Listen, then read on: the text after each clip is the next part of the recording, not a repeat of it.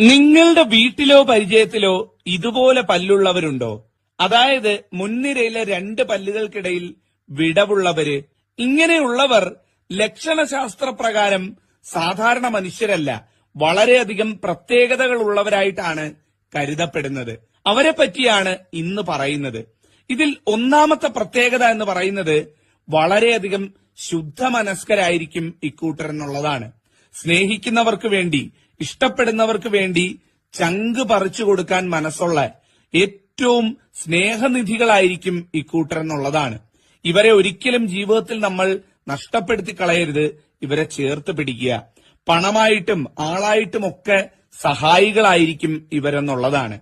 നമ്മൾ ഇവരുടെ കൂടെ കുറച്ചു നേരം ഇരുന്നു കഴിഞ്ഞാൽ നമ്മൾ പോലും അറിയാതെ നമ്മളുടെ ദുഃഖവും മാനസിക വിഷമവും ഒക്കെ പമ്പ കടക്കും. അങ്ങനെ ഒരു മജീഷ്യന്മാരാണ് ഇവരെന്നുള്ളത്. നിങ്ങളുടെ പരിചയത്തിലുണ്ടോ ഇങ്ങനെയുള്ളവർ?